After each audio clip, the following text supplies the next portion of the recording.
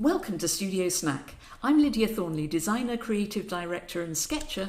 And I'm Narciso Oleda, creative director, designer, and I love summer. And we both grew up near the sea, me in Kent. And I grew up in St. Pol de Mar, near Barcelona. So this month is Seaside Snacks, and we've hopped on a train to Leigh-on-Sea, half an hour from East London, for a Studio Snack field trip.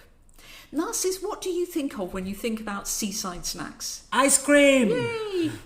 I think ice cream is possibly one of the first thoughts that I had. I also think about picnics in the beach with gritty bites and sun sandwiches.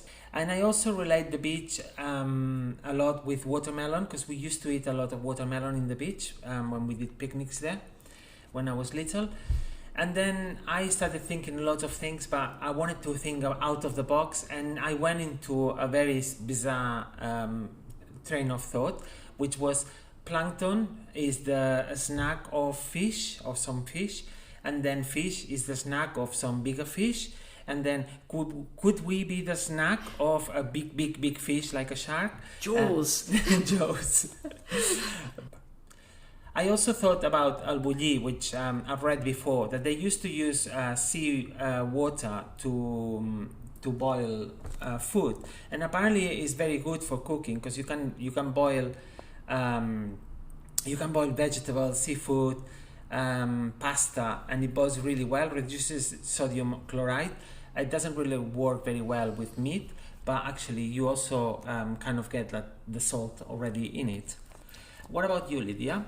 Well, I think of the weird thing when I was a kid of ice cream in cones being for children and adults eating their ice cream between flat wafers like a sandwich. I can't imagine that would go well if I tried it. I would end up with most of the ice cream on me, but there you go. Perhaps they were just more genteel in those times. Also, rock with letters through it. Did I mention I'm a type nerd? Maybe once or twice. But I'm sure you had a lot of time to do a little bit of nerdery. What do you have for us? Well, first the place that we went to. In the Doomsday Book, Lee was Legra, a small fishing hamlet, and there was shipbuilding there. There were distinguished sailors too. I found a marvellous example of nominative determinism, that the idea that what you do might be connected with your name. Sir Richard Haddock, who became comptroller of the Navy in the late 17th century. A comptroller's job was to oversee costs. Fantastic. The rising sea level eventually stopped the shipbuilding because it silted up the port, but that turned out to be very good for fishing, so it did very well as a fishing port. Then the railway came in the mid-19th century. There was even more prosperity because it was great for transporting fish out and welcoming tourists in. You see? And Lee is famous for cockles and oysters, and as you walk in from the station there's a long line of black fish huts and seafood shacks. Actually, we had lunch in one of those shacks. I really wanted to eat some cockles, but you didn't let me. They're gritty. Yeah, I know. But I really love the cockles and mussels because they feel like pure taste of the sea. Yeah. What about the history of seaside snacks? Well, diving into that subject, see what I did there? Here's what I found. Starting with those cockles. They were popular because they were cheap and plentiful, prepared for the London market.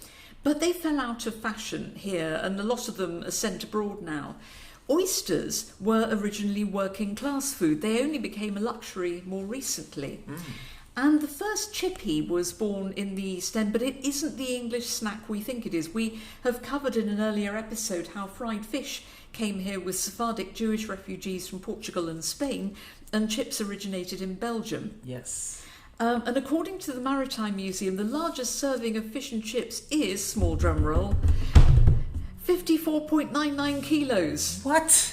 How many people do you feed with that? I don't know. I really hope that wasn't one person eating all of that. That's a lot of indigestion tablets. And cholesterol. Yeah. We think of eels as a seaside and East End thing, and there was a form of trawling for eels, but I found a wonderful story about them as creatures, that they drift here as tiny glass eels from the Sargasso Sea. Yes. And they swim all the way back to breed once and then die. And they've been in serious decline here. I saw a lovely thing on television during the week about how there's been a school project to bring up little eels and then take them and let them go into the river. And it was just a lovely little conservation project. Yes. For wildlife. I found a bit more on prawns from a wildlife source as well, the Wildlife Trust. Common prawns are scavengers. Ah, I didn't know that. No, I didn't know that either. And we didn't find any seaside rock in Lee, but I did find some history about it. The earliest version is said to have been invented by a Yorkshire miner while on holiday in Blackpool. And he started producing it in 1887. It was called fair rock, sold at fairs. What about the most and main important seaside snack in the world, also known as ice cream? Well, we have eaten enormous cones of ice cream in Leigh-on-Sea, possibly the most ice cream either of us has ever eaten in one go. So Definitely. It would be rude not to share some nerdery about that. And it turns out that ice cream has been around a lot longer than we thought. Frozen sorbet-like desserts are said to date back to 550 BC in Persia. That's long. Then we come to the Romans, because they always get involved somewhere along the line. The Emperor Nero imported snow from the mountains and topped it with fruit juices and honey, as you do. In the 13th century, Marco Polo is said to have returned from China with a recipe for water and milk ices. And here, ice cream started as a delicacy for the rich. It appeared in 1671 at a Windsor Castle banquet. And for out-of-season eating, ice was cut from rivers and ponds on rich people's estates. I imagine that would have been a very risky task for the servants. Wouldn't like to be one of them. No, me neither. Swiss entrepreneur Carlo Gatti brought it to the general public using ice stores under London's canals. He sold it as penny licks at Hungerford Market in Charing Cross. And I found an interesting business piece about that in the Financial Times. It turned into a gold rush with Italians flocking here to try their chances, but it wasn't gelato. It was rich, creamy vanilla ice cream designed for the British palate. And even now it has to have a certain fat content to be called ice cream. Oh, wow, I didn't know that. No, it's interesting how you get these regulations around food names. Yeah. The Mr. Whippy soft serve has several claims to its invention, including Margaret Thatcher. Who knew? Mm. She was briefly an industrial chemist, and she's supposed to have worked on a version while working at J. Lyons & Co. in the 1940s. And I never thought about where the name of the 99 came from either, the ice cream cone. And that turns out to have been Stefano Arcuri's 1922 shop at 99 Portobello High Street. I didn't know either. I always thought that it was the price before VAT and inflation of several years. It's a good theory, though. Yeah. That's a good wrong answer, I think. And the ice cream cone was developed out of concerns about dodgy food hygiene. Victorian ice cream was sold in a glass, then what? Their glass was washed, and not always very well. Salmonella ice cream? We did our experiments live this time, didn't we? Yeah, we did. We sketch walked out to Two Tree Island Nature Reserve and back through the Old Town. And because we were at the seaside, I brought postcards to draw on, and you challenged me to draw on all of them to make a set. Yes, and they look fabulous. They're really, really nice. And what I found really interesting about our experiment was that we both brought limited drawing tools because we couldn't carry all our suitcases. So it was actually quite, in a way, very liberating because you only had what you had to work. Who doesn't love a duotone? I did a lot of drawing in one or two colors. But I really love the way you mix the four colors that you were carrying in your little box, the four pencils. They visually look very, very colorful despite the limitation. And that in itself is playful, and that's what the Seaside's all about. And eating our seafood lunch, as ever playing with my food, I decided that my wooden chip fork was a fish, and I drew on it. And I drew a bird. Just to be different. So what have we learned for our design practice? For me, thinking about Seaside in Britain is always kind of very traditional, all typographies, arcades, and it was quite interesting because we went to have a coffee in a really modern shack, but it did feel very seaside in very modern, and you see a lot of this in Margate and in other seaside towns now popping in. Yeah, and people on their laptops working as you would find anywhere, but it's just a seaside version of that urban vibe. Yeah.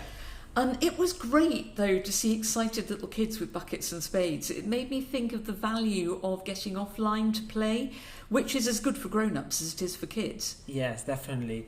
And then the other thing I loved was the little paper signs that they were announcing the ice cream flavors. They were all handmade and they had no hierarchy, but they were very colorful, and they were using the colors to show the flavors, and they made it really, really appealing. Tasty typography. Yes. And we found too, particularly walking back from Two Tree Island, the value of literally taking a breather. Yes. Having physical space to spread out and think. You can see the horizon.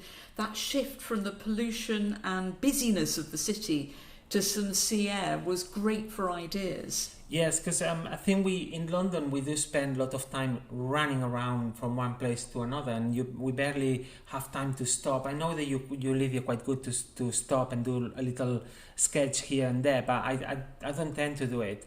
And it was actually quite nice walking in those nature reserve and having a pure air in and letting the brain kind of run free a little bit and observing things. I think is the value of the pause, isn't it? Absolutely. It's really good, I think, in our profession to spend some time deliberately not doing. And very important. Anyway, ice cream? I think I've eaten enough now for my entire life. Fair enough. I don't. Oh, well, I say that. Yeah, I'll probably have a gelato on my way back. Join us next month for another studio snack. See ya. Bye.